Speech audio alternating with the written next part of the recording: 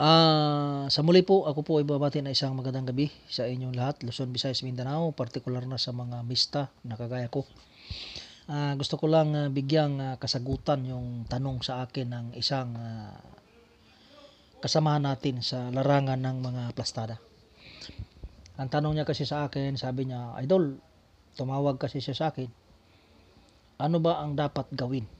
Ano ang dapat gawin na sa kabila ng mananalo na siya ay natalo pa? Tinanong ko siya kung ano ang kanyang plastada. Sa katunayan, sabi niya, pinakita niya sa akin ang ang armas niya. Pinakita niya sa akin pagkatapos. Ang sabi ko, tapos ang diskarte daw niya, pinantay niya ang pagsapin, pagkatapos ang kanya pang armas ay sangkong ba. Tapos tumama sa kalaban. Una nakapatama yung kuwan niya. Ang kaso lang, hindi daw nabunot. Nung hindi na siya mabunot, kiniskis siya ng kontra kasi hindi mabunot. Bigla tuloy siyang, instead na sayaw-sayaw na siya, bigla siyang nalungkot. Kasi unang na ano sa kanya kaya wala man mabunot, wala man maibot ba. Ngayon nagtanong siya sa akin. Idol, ano ang gagawin ko? Kasi ngayon daw darating na sunda araw, mayroon daw siyang laban. Sabi ko, pinakita niya sa akin yung kanyang mga ginamit niya. Sabi ko, matagal talaga yan mabunot. Lalo na kapag tumama sa medyo matigas na bagay. Medyo matigas sa katawan ng kalaban. Na sangkong. Maungot yun siya, Pag ungot ato, di yun ito maibot. Kaya makiskisan ka. Kasi di man mabunot. Mabuti lang kung maigo diretso sa dire. Ay kung maigo lang sa mga likod, maigo sa mga paa, maungot. Pagtaop niya kay sangkong. Di ungot to siya. Ungot. Labi lang makaigo sa bukog. Pag igo sa bukog, kay sangkong man, di mabunot. Muna napildi siya. Karon nangutana siya sa kuha. Unsa man kunodol ang maayo nga kanana ang himuon niya. Ano ang dapat kong gawin, Dol? Para kay baguhin ko yung kuan. Kaya napanood man niya ang ako mga tutorial. Ga-advise na ko sa iya para kasi ang tanong niya para madali ra mabunot. Halimbawa, kini ganito. Nakasangkong man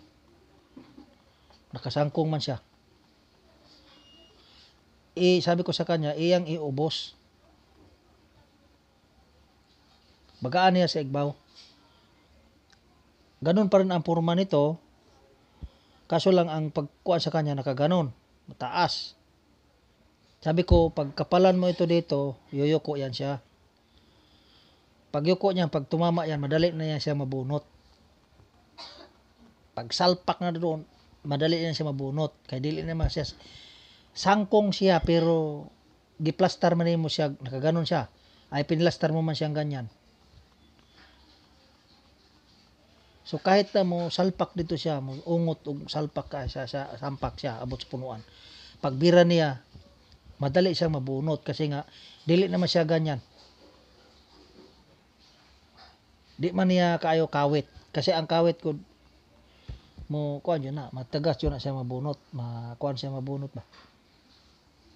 Pero kung imo siyang iubos, halimbawa ganyan, iubos nimo siya.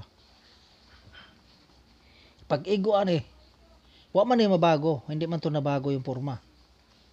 Hindi man to nabago ang forma na to. Ang binago mo lang yung plastar niya, yung plastada niya.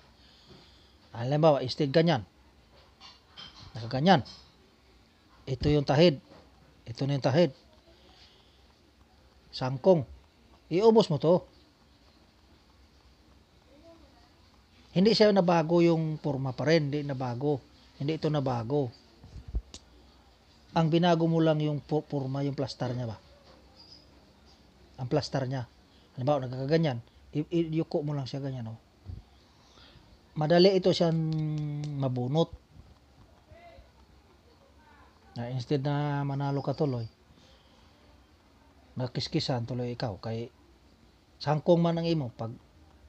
Pagkataop pag sampak dili naman niya mabira kay sangkong man. Pero kung naganyan, pag sampak mabira niya. Ay kung naganyan, kasi piko man kayo. Bawa ito, nakaganon. Ganyan na. Kapag tumama to siya, pagkuan muungot yun na siya diha. Ay, ubos man. Muungot yun na siya diha. Kay sangkong man muungot yun na siya pagtaop sa pagbural, muungot na siya pagbira, dugay na siya mabunot kay sangkong man. Pero kung kini siya bisag sangkong na siya ug imo na siyang iubos, ganyan, pagtaop pagbira, mabira yun na siya. Kay ubos man dulo. Bisag sangkong ang itong tari mo. Kahit na sangkong ito. Kung ang pagplastar mo, binaba mo to siya, madali siya mabunot. Pero yung forma niya, hindi pa rin nabago. Hindi pa rin nabago tong forma niya. Yung forma niya na sangkong, okay pa rin. Pero ang pagplastada mo lang, halimbawa nakaganyan. Pagplastar mo, ay mataas yung dulo Pag salpak nito, hindi basta-basta mabunot to. Ibaba mo siya ganyan Yan. Kapalan mo dito ang sapin sa taas. Kasi pagka ipantay mo yan, kumusangkong, ganyan yan siya. Kasi pantay sangkong yan ganyan ang niya, tinidor. Ganyan, ang tinidor, sangkong. Pagpalo niyan talaga, sasabit to. Pagpalo niya, pagsalpak niya. Pagbunot, di mabunot. Bakit? Sangkong siya Sangkong. Ganyan. Para mabilis mabunot, ibaba mo to. Yan. Paano paraan? Di na sangkong. Hindi na sangkong siya. Pero kung hindi mo kapalan sa taas, ganyan ang forma niya. Ganyan. Ganyan ang forma niya, ganyan. May posibilidad talagang di mabunot, matagal. Sangkong. Pero kapag ubos mo siya, madali na yan siya mabunot. Pero ito hindi nabago yung forma niya. Hindi niya nababago. Hindi siya nabago. Kaya para sa iyo siya nagtanong, ganun lang gagawin mo. Kapalan mo sa taas. Para pag birada ng iyong panlaban, pag salpok niya, pag tama, bunot, mabudritsog ka bunot na yun. Kaya hindi naman yung pinasangkong, gibaba naman mo siya. Sana makuha mo yung aking tinuro sa'yo. Idol, basta. Gawin mo. Kasi tumawag ka sa akin. Binigyan kong kasagutan. Simple lang. Huwag mo nang ipabago yung iyong huwag mo na ipabago yung iyong mga huwag mo na ipabago. Ang baguhin mo lang yung plastada. Instead na ganyan, iyoko mo lang. Para mabilis mabunot. Tumama. Mabilis pa to tumama mabilis. Kasi mabilis to makaabot Kasi pag itingala mo to, medyo maiksi yung niya, hindi siya makaabot sa ganyan. Pag ibaba mo to, maano siya. Mabilis siyang makatama sa kalaban ba. Mabilis pa mabunot. Mabilis tumama, mabilis pa mabunot. Kaysa sangkong mo. Matagal siya makatama. Matagal pa mabunot. Kaya magantihan dahil ka. May karanasan dito eh. Dito sa Tupada may nakaranasan. Sangko nga eh. Tagal na bunot eh. Kiskisan siya. Pero nakapanalo. Nakapanalo siya. Pero ano nga siya. Hindi na napakinabangan. Niluto rin siya kasi nakiskis din siya eh. Hindi kasi nabunot eh. Oh. Pag hindi mabunot, makiskisan ka talaga. Makikiskisan ka. Pag malakas pa yung kontra, tapos pag kiskisan nila, ang sayo, hindi nabunot. Tapos ang kanya, kiskis to sa iya, tamaan ka diretso kasi hindi man nabunot sayo. Kay sangkong man yung sayo, sangkong.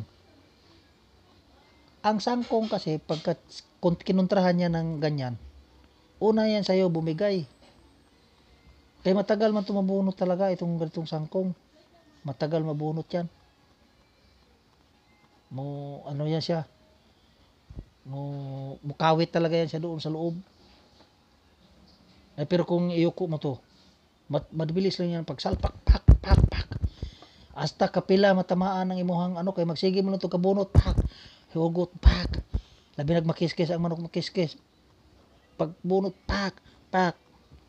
Tadtad ang imuha sa samad. Ang imuha wala pa rin mabunot. Sangkong man. Nagkaroon na idol ha. Sana mapanood mo to. Ito yung kasagutan sa paliwanag sa tanong mo sa akin. Maraming salamat sa iyo. God bless.